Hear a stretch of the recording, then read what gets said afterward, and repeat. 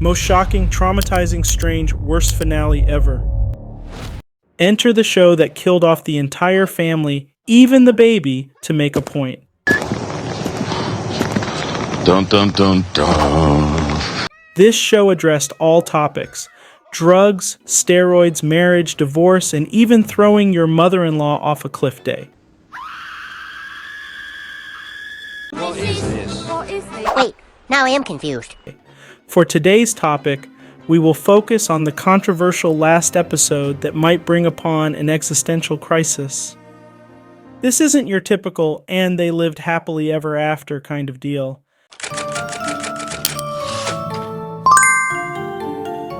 Welcome to another episode of Plaid Chronicles.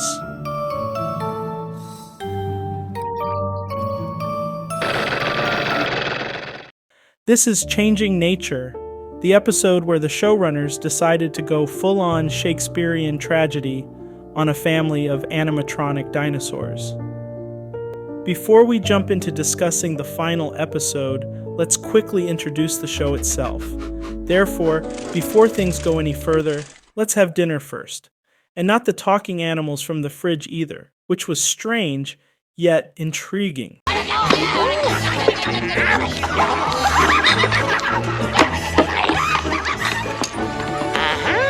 Which shouldn't be confused with the Gremlins, I think. Maybe. You be the judge.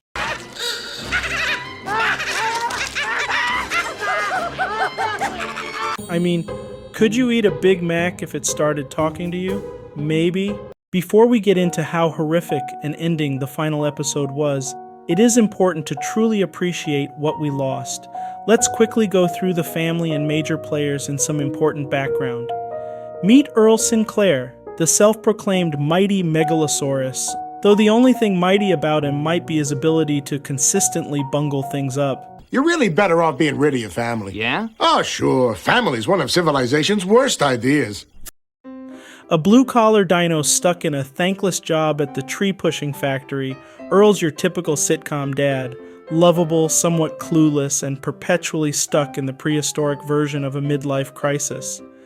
Voiced with gusto by Stuart Pankin, with Mac Wilson giving life to his facial expressions and Bill Beretta handling the body moves, Earl's the heart of the Sinclair family for better or worse. Listen to him. Daddy, daddy! Daddy, daddy, daddy, daddy, daddy. Fran Sinclair, the matriarch with a patience of a saint and a hairstyle to match, is every bit the classic TV mom with a prehistoric twist. My life's a sham. Earl Sneed Sinclair. Sometimes you make me so mad! Okay, I'll leave. She's the glue holding the Sinclair household together, occasionally stepping out to remind everyone she's more than just a housewife.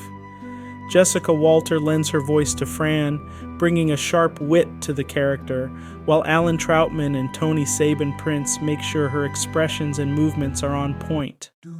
Robbie Sinclair, the family's teenage heartthrob, or at least he likes to think so, is always ready to challenge the status quo.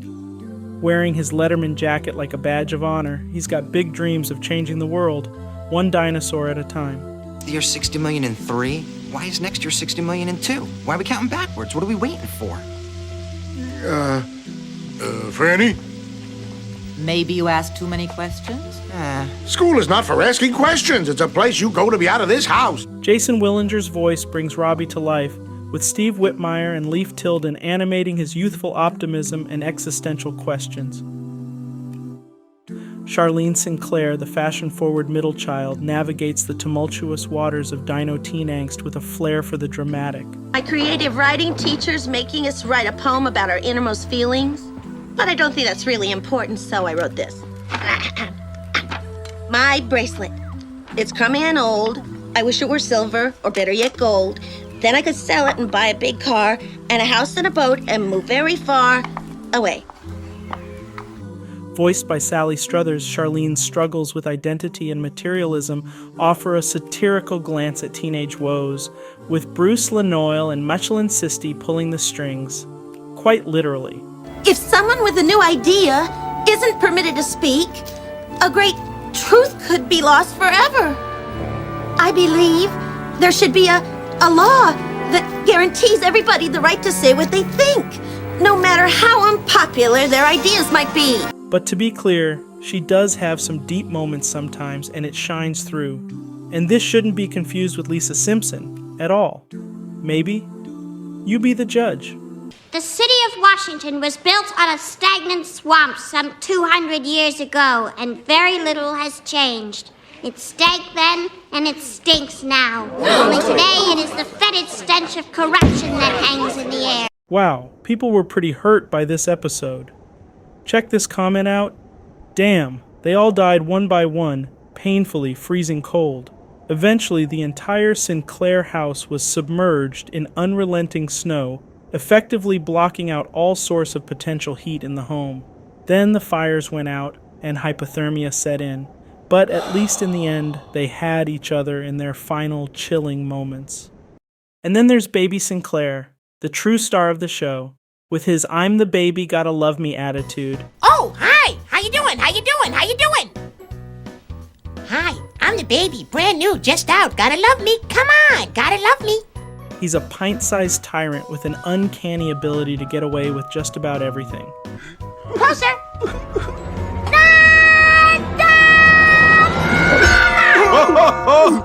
Kevin Clash brings Baby to life with a voice that's equal parts adorable and devious, while Terry Hardin and Julianne Boucher handle his tiny yet expressive arms. Ethel Phillips is the Sinclair family's matriarch with a bite, Fran's mother, and the thorn in Earl's side, known for her zesty one-liners and I'm too old for this attitude. Here comes the grandma train. Open the tunnel. Choo-choo. It's delicious. Nom nom. You eat it. You want to open your mouth or you want me to feed you to a pterodactyl? Ow! This sassy, sharp-tongued elder dinosaur delivers wisdom with a side of sarcasm, making her a formidable presence in the household. Ethel's not one to mince words, especially when it comes to her son-in-law Earl, whom she delights in tormenting with her quick wit and endless jabs. Despite her tough exterior and heart that might as well be petrified, Ethel's interactions with the family add a rich layer of humor and heart to the show. Her ability to hold her own, defy stereotypes of aging, and occasionally show a softer side, especially through her catchphrases and biting humor, makes her an unforgettable character. B.P. Richfield stands as the quintessential boss from hell, a triceratops who rules the We Say So Corporation and Earl Sinclair's work life with yells of threats of animalistic violence. Definitely the type of dinosaur that would eat his own mother while his father watched. Whoa! How dare you blame the company, you muling pack of ingrates! It's not the company's fault! It's never the company's fault! It's my fault, isn't it, sir? No, you sniveling sack of lard! His tyrannical management style is legendary, often punctuated by his booming declaration, Get in here! Get in here now, you two quivering bags of pus! which sends everyone into a tailspin. Richfield's insatiable hunger for power and control is matched only by his utter lack of compassion. You mean I'm excused? No, I mean you're fired! What use do I have for a whiny one-footed tree pusher? Now come on in and clean out your desk. I don't have a desk. Well, come on in and clean out mine, and you can scrub my toilet while you're at it. You're fired! Fired! Fired! Fired! Making every day a literal survival challenge for his employees. Yet, in a show that masterfully uses humor to critique and reflect, Richfield's character becomes a caricature of corporate greed and the absurdity of hierarchical power dynamics. And yes, despite never leaving his desk, he must go home at some point, right? Maybe? Gee, sir, I couldn't help but notice how brutal and heartless you were just then. Thank you. Roy Hess, the quintessential Dino Bro and Earl Sinclair's best buddy, embodies the spirit of carefree adventure in a world that's anything but predictable. Water under the bridge, Pally boy. Hey, we've been friends 20 years, Pally boy. You never told me you could fly. This Styracosaurus brings more to the table than just his impressive horns. His charm, wit, and unfailing loyalty make him a standout character. Hey, Roy, there's something I gotta ask you. I guess it's no secret that you're my best friend and all that. Yeah, but I got you, Pally boy. And, well, you know, tonight, up on the hill, Robbie's gonna need someone special to present him at his first howling. Yep. Well, Roy, you wanna do it?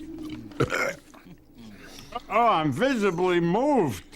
Always ready with questionable advice or a plan for the next boys' night out, Roy navigates life with a laugh, often serving as the comedic relief amidst the Sinclair family's prehistoric problems. His bachelor lifestyle and laid-back attitude provide a refreshing contrast to Earl's domesticated dilemmas, injecting humor and a sense of freedom into the show's dynamic. Roy's presence highlights the importance of friendship and fun, reminding everyone that life, even in the Mesozoic era, shouldn't be taken too seriously.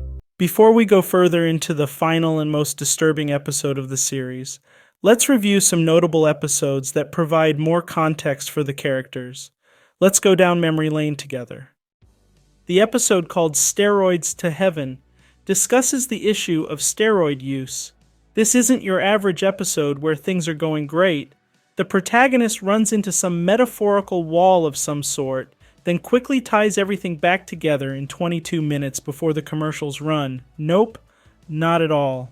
It's a deep dive into the psyche of Robbie Sinclair, a teenage dinosaur navigating the treacherous waters of high school popularity, self-image, and the allure of quick fixes. Robbie's world came crumbling down after his crush called him the F word. Yes, you heard me right. You are a real friend.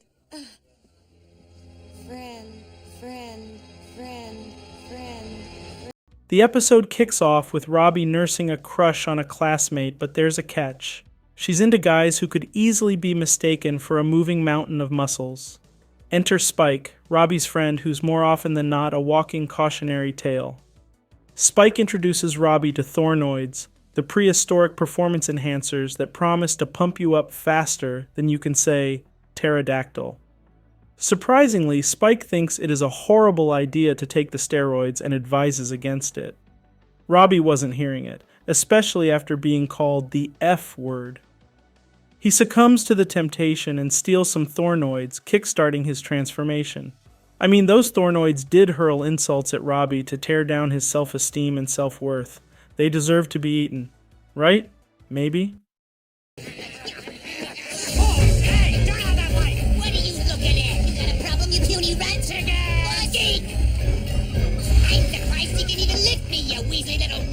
Listen, do you guys really work? Can you really make me stronger? Oh, make me stronger, make me stronger, you pathetic!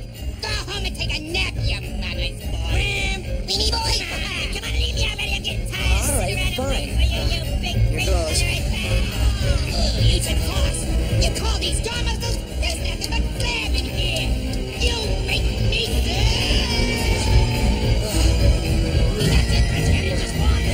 Robbie's physical changes are immediate and impressive.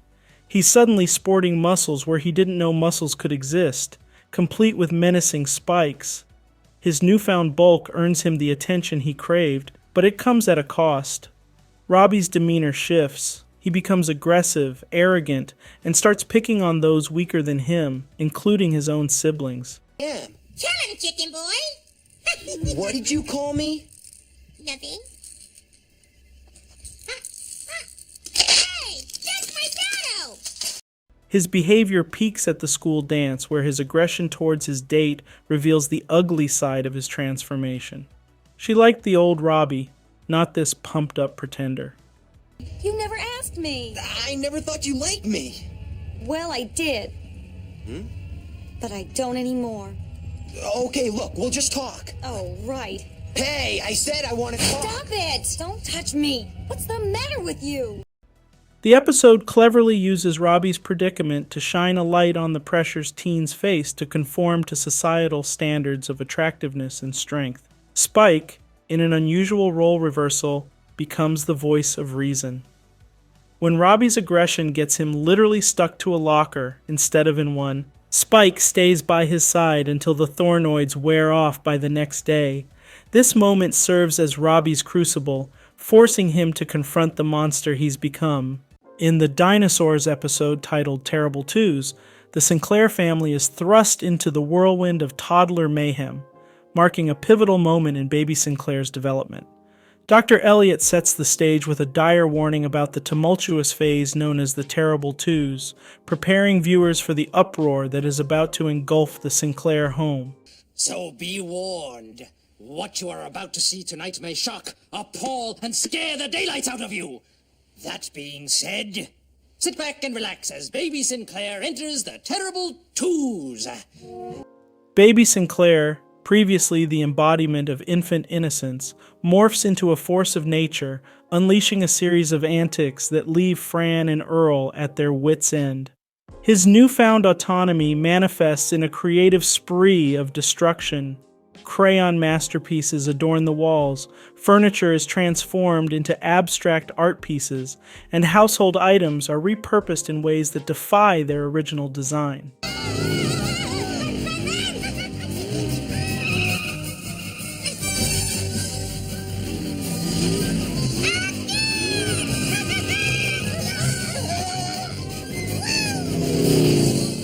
Well, that worked like a charm. The Sinclairs' once orderly household becomes a battleground for control as Baby's actions escalate from playful mischief to outright rebellion. In an attempt to mitigate the damage, Fran and Earl explore various containment strategies, including the construction of a dino-sized playpen, a fortress intended to safeguard their home from Baby's creative impulses. In this case, We don't know what to do, Doctor. I keep getting angry when I know what the baby needs is love and compassion. and where is he now? Inside this box. Oh, We had to. He chewed through the straps on his car seat. very resourceful. May I see the child? Sure. You're the doctor. I guess you know. Well, hello, little fella. Look at me and say, ah. Whoa! Close the box! Close the box! Close the box! In their quest for tranquility, the Sinclairs seek the counsel of child-rearing experts, only to be met with advice that borders on the absurd. Everything holy! Let me out of here! What the? Jeez.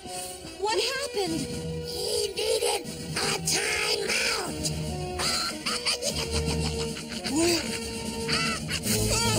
Great Scott. In a classic Dinosaurs episode titled Hunger for Love, Robbie and Spike head to a pet store. Not for pets, but to meet girls. Spike tries his luck with a terrible pickup line that flops, but Robbie catches the eye of Wendy. Kind of obvious pickup line. But that's pickup line too, isn't it? Well, no, absolutely not. I mean, not necessarily. Oh, okay, yes. Is it working? No. But you're cute, so I'm willing to cut you a certain amount of slack. Feed me, feed me. Feed me, feed me, feed me, feed me. Listen, would you like to go someplace else? Maybe without all the horrible squawking animals? Okay. Great. Feed me, feed me, feed me, feed me. Things get interesting when Earl finds out Wendy's last name is Richfield, yes, like his terrifying boss at We Say So. The coincidence becomes too real when Wendy reveals her dad is indeed Earl's boss, complete with a family photo for proof. Must be someone else. Sinclair! At work, Richfield gives Earl the lowdown. Wendy's last few boyfriends mysteriously disappeared, and he implies Robbie better stick around. They're sweet on each other. What? Will you be eating me whole, sir? Or would you prefer to have me boned first? Wait. I'm starting to like the idea. Am I in your stomach yet? See, Wendy's last 4 boyfriends left her in the lurch. Took off. Broke a little heart. I don't want that to happen again. But that wouldn't happen with your boy, would it, Sinclair? Spike drops a bombshell on Robbie, claiming Wendy's got a history of eating her exes. Josh Meltzer. Whereabouts? Who knows? Now, need I go on? What are you implying? I think we both know. There's a girl like that at every school. A little more aggressive. A little hungrier than the other girls. She goes through boys one right after another. She chews them up and spits them out? No, she digests them. 4 boyfriends disappear, never to be seen again. Face it. Robbie, skeptical at first, starts to believe the rumor after Charlene says it's school-wide gossip. Deciding to break up with Wendy, Robbie faces parental advice. Fran dismisses the rumor, while Earl, fearing for Robbie's safety and possibly his job, sends him to apologize to Mr. Richfield. Meanwhile, Wendy visits the Sinclairs, distressed over Robbie ghosting her. Fran spills the beans about the rumor, which Wendy outright denies, puzzled by her bad luck in love. It's like there's something out there devouring my boyfriends. Someone's trying to stop me from having any kind of relationship. Trying to keep me from growing up. I mean, what kind of horrible monster would... Daddy. Daddy? Oh! Daddy? The plot thickens when Robbie, attempting to break up with Wendy at We Say So, finds himself in a classic Richfield trap, literally locked in the office with a hungry Richfield, claiming it's just fatherly protection gone extreme. That's very interesting. No, sir, you have to believe me. She's eaten her last 4 boyfriends. You ought to be ashamed of yourself, Sinclair, listening to a lot of idle rumors. I know for a fact she didn't eat those boys. You do? Oh, I'm so relieved.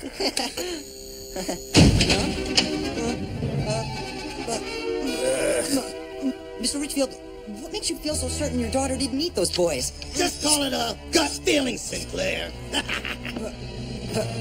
Wendy crashes the scene, confronts her dad, and secures a promise from Richfield not to snack on her boyfriends anymore. Daddy's a little busy right now. Open this door right now or I'll never speak to you again. Don't say that, Snooky Poo. Daddy'll do whatever you want. Robbie, are you okay? Oh, son, I'm so glad we were able to save you from this awful monster. Welcome to the episode called Life in the Faust Lane. The story takes us from board games to soul selling. The Sinclair family finds themselves in a pickle, with Earl at the center of the chaos. It all starts with a cozy family night, but Earl's late-night TV binge sparks an unexpected journey of desire and desperation. Hold on. Oh. No one's going anyplace. Until we have a family hug.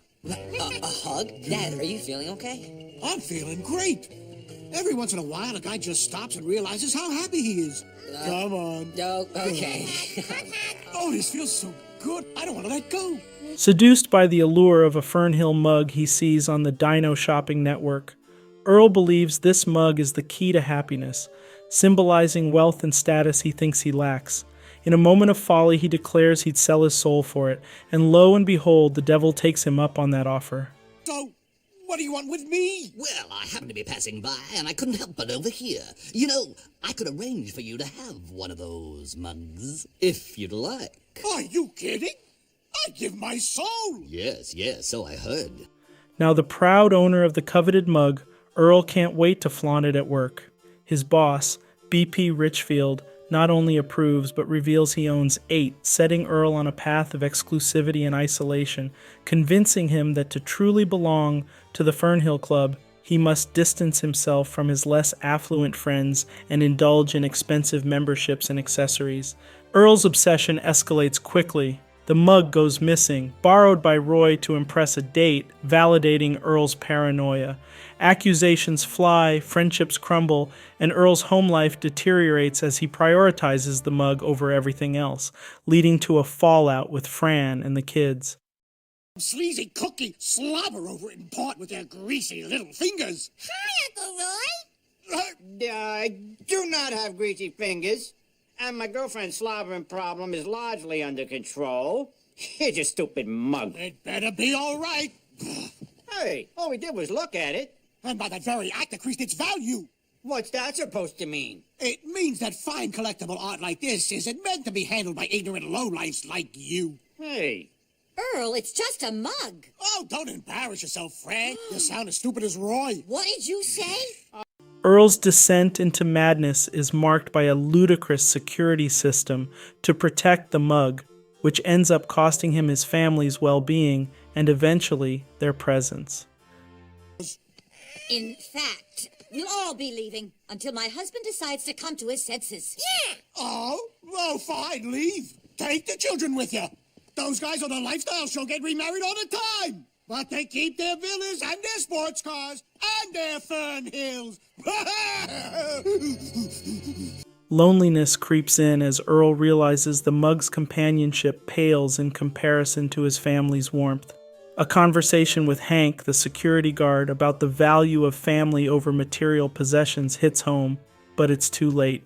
The devil returns to claim Earl, who, in a moment of clarity, wishes to keep the mug as a bitter reminder of his greed. All right, Sinclair, you ready to go? What do you mean? I'm not dead yet. What are you sticking around for?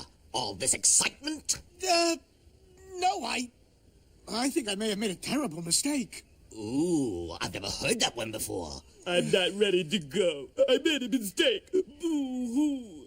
Well, forget it! We made a deal! Boy, talk about pricey. You cost me everything. Can I take this with me? Sure, you're allowed one carry-on. But why do you want to take the mug? As a constant and painful reminder of the folly of my ways. I like it. Trey symbolic. In a twist of fate, Earl discovers a loophole in the mug's purchase agreement, allowing for a refund if not satisfied. This technicality saves Earl's soul, and he's transported back to the moment before his costly deal, with his family intact and oblivious to the chaos that unfolded. In the episode, Getting to Know You, the Sinclair family navigates the choppy waters of teenage rebellion and cultural exchanges with a side of prehistoric humor. Charlene's birthday is around the corner, and with Fran under the weather, Earl takes the reins, throwing a party that's more a hit with his poker buddies than with the birthday girl herself. The presents? A far cry from what Charlene actually wants, highlighted by a homemade sweater from Fran, instead of the mall-bought dream sweater Charlene had her eyes on. Wrestling's greatest bloopers and blunders. Yeah, happy birthday, yeah. This is a nightmare! Now, sweetheart. This may not be every little girl's fantasy party, but wait till you open your presents. Feeling misunderstood and undervalued, Charlene vents to her friend Mindy about her parents' apparent cluelessness regarding who she really is. Her solution? Dive into an exchange program to live with a new family, hoping for a fresh start and perhaps a bit more understanding. It's official. I have the worst family in the world. I'd run away if it wasn't so inconvenient. But where would you go? I don't know. Someplace far away. A foreign land. Or I could live with the new family. Oh, dream on. Yeah. This decision sends her on an adventure with the Poupons, a family of rude birds with a taste for cultural insults, and Jerry Lewis dinosaur movies, leaving Charlene perched precariously on a branch in their tree home. Excuse me, please exchange Papa and Mama. What is it now, Charlene? Can it not wait till morning? Oh, do I have to sleep sitting up again tonight? Is she whining again? It's just that I'm really, really tired. Fine! Anything to stop your cacophonous mewling. You may use Francois's room. I'm not sure that's a real good idea. Get up there, you spoiled, irritating child! Now! But...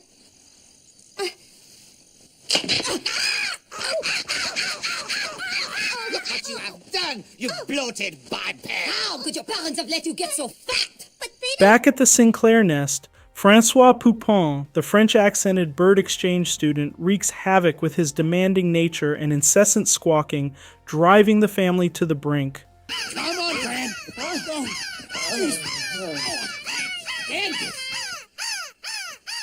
a present for you! And where would I find that? In my diaper. You are disgusting! Shut up! Shut up! Shut up!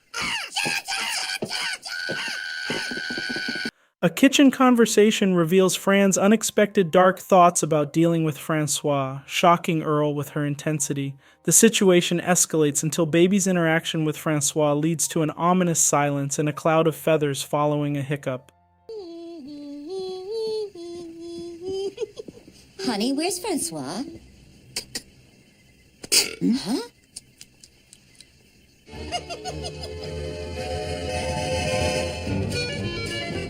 The resolution to call the Poupons about their son's disappearance takes a comedic turn as Earl attempts a cover-up with a small creature imposter. However, the truth comes out when both families meet, leading to a surprisingly materialistic compensation for the loss of Francois. I don't know how we can ever make this up to you. That would be some trick, yes. Well, Francois's departure has left an emptiness in our lives, a void which can never be filled. But perhaps you can help the healing process begin by loading your TV set into our car. Charlene's return marks a turning point in the Sinclair family dynamics.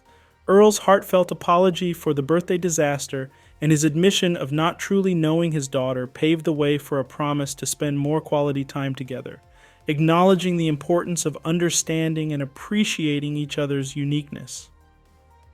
Getting to Know You humorously addresses the challenges of parent-teen relationships, the quest for identity, and the misunderstandings that can arise from cultural differences. It highlights the importance of communication, empathy, and making an effort to truly know and value one's family members, wrapped in the show's signature blend of humor and prehistoric family life. This eclectic mix of dinosaur species in the Sinclair family, from Megalosaurus dad and Allosaurus mom to their Hypsilophodon Protoceratops and another Megalosaurus kids, showcases the show's clever take on diversity and unity under one cave roof. Together, they navigate the prehistoric pitfalls of life, love, and environmental mishaps, making Dinosaurs a timeless satire of the dinosaur condition. Hey, Freddy, you gotta see this puppet show. It's terrific.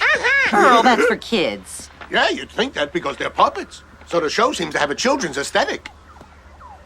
Yet the dialogue is unquestionably sharp-edged, witty, and thematically skewed to adults. They look like puppets.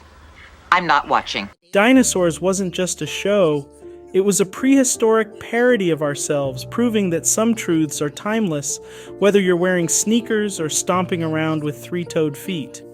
The final episode kicks off with what could be any other day in the Sinclair household, including Grandma, all oblivious that all will take the midnight train soon to the land of the dark abyss. Who hurt you? Who hurt you? Who hurt you?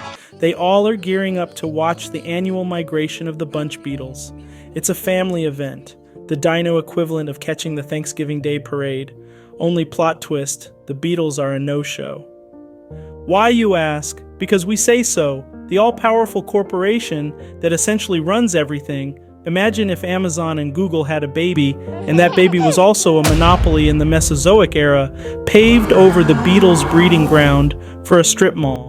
The show's not-so-subtle dig at corporate greed and environmental destruction is just getting started, folks. As a result of this ecological faux pas, the vines that the Bunch Beetles used to munch on start growing out of control, threatening to engulf the entire planet. Earl's boss, BP Richfield, think your worst nightmare of a boss, but make him a Triceratops, puts Earl in charge of solving this viney predicament. Earl's solution? Spray the planet with defoliant. Because if there's one thing sitcoms have taught us, it's that giving the most clueless character the most responsibility always works out fine, right? Huh? Noise! Bad noise! 5 minutes before critical mass. Critical what? Okay, don't panic. Whatever problem this is, I'm sure they know how to handle it. Huh? Ah! It's my problem! We're doomed! Spoiler alert, it does not. Just where does this bye-bye juice come from? It was graciously made available to us by a concerned industrialist who stands behind us 1,000%. And who would that be? Oh, that would be Mr. He prefers to remain anonymous. The defoliant kills all plant life, effectively dooming everyone. But wait, there's more. In a last-ditch effort to fix the now barren planet, Richfield decides to create rain by bombing volcanoes to induce eruptions. Funny enough, while recording this, there's rain in the background, so hopefully that gets picked up. But I love this comment in almost a sad way. It says, one comment stated, "I didn't watch this show as a kid, but seeing this as an adult is surprising. It's by far the saddest ending to any kid's show I've ever seen." And yeah, I can definitely agree to that. It makes me want to go look into see how maybe Ninja Turtles ended. Or maybe Power Rangers, one of these other shows. But maybe even Flintstones. I may have to check that out. But yeah, I think the saddest show I've ever seen is definitely true. Stand by for further details. We return you now to your regularly scheduled program. It sounds like we'd be declaring war on nature. Exactly! But, sir, our last quick fix solution sort of backfired on us. Huh? Maybe we should think twice before unleashing the unholy fires of hell. Extreme problems call for extreme solutions. This is no time for you to lose your faith in the power of technology. Right, Mr. Task Force Chairman? Yes, sir. Bombs away.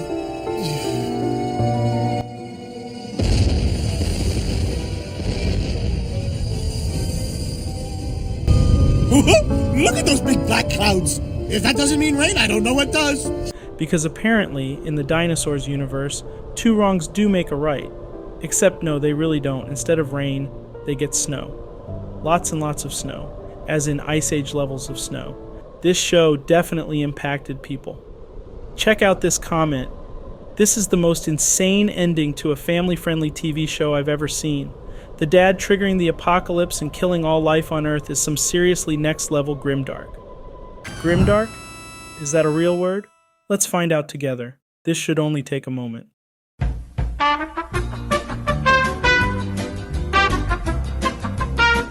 Oh wait, I thought I was sharing my screen. Ouch, sorry about that. Subgenres, moral and violent. The term is inspired by a strategy game. Yeah, that's a word. Sounds pretty good.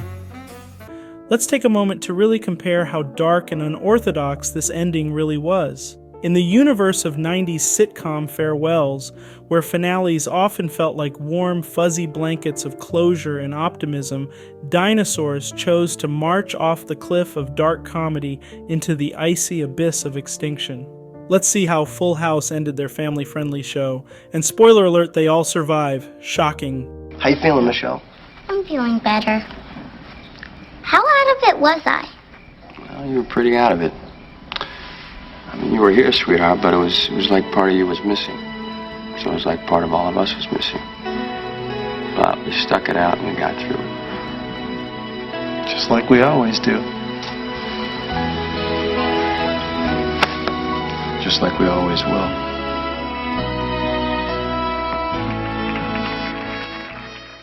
Dinosaurs cranks up the doom dial to 11. Imagine the Sinclair family, our beloved Dino clan, not gearing up for a new adventure or a group hug, but huddled together as the snow piles up, effectively sealing their fate in a frosty tomb. This isn't just a narrative curveball, it's a narrative avalanche. As the sitcom world basks in the glow of resolved storylines and hopeful beginnings, like Frasier Crane setting off for new horizons with a heartfelt "Good night, Seattle." Every minute with my KACL family and all of you.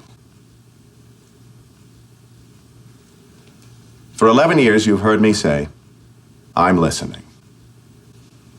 Well, you were listening too. And for that, I am eternally grateful.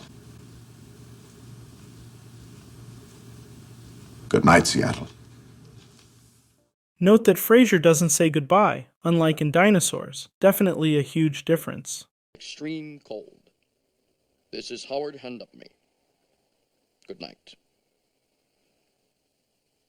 Goodbye. The Sinclairs are left staring down an ice age that's more than just a cold snap, it's a permanent winter. Dinosaurs didn't just decide to end the show, it chose to end an entire species with a somber warning wrapped in a prehistoric cautionary tale. What's gonna happen to us?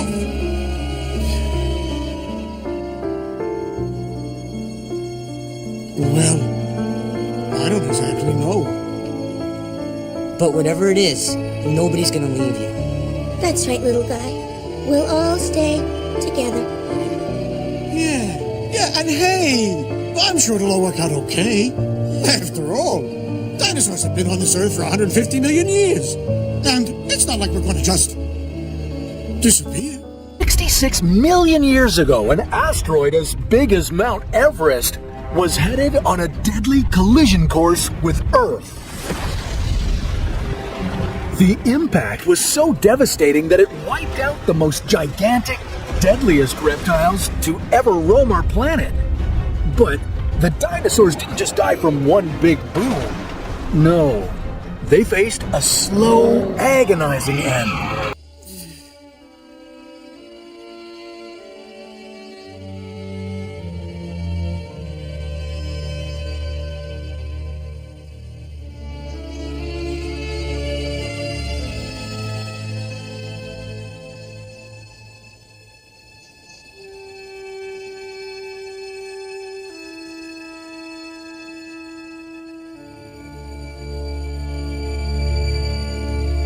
The screen fades to black, not on smiles and life lessons, but on a frozen wasteland, making it the ultimate mic drop in sitcom history. While other shows left viewers with a chuckle or a tear, Dinosaurs left its audience with a shiver and a stark reminder of our fragile grip on this planet. Now that's a rap colder than the closing scene of The Shining.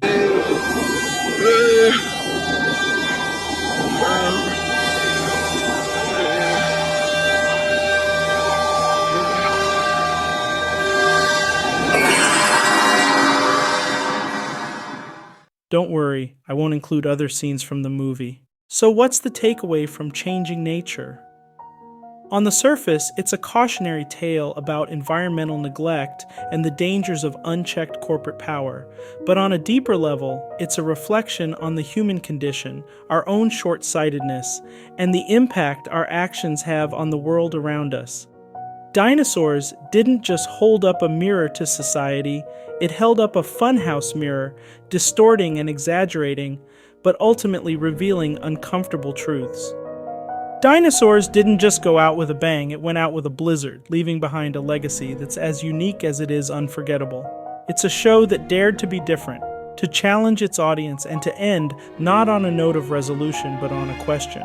What kind of world are we creating, and what legacy will we leave behind?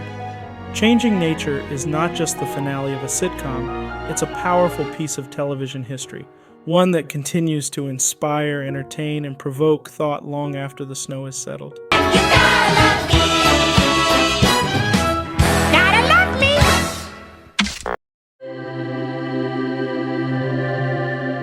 If this narrative resonated with you, do support us. Hit that like button, drop a comment with your thoughts, and subscribe. Thank you for staying with us to the end. See you in the next video on Plaid Chronicles.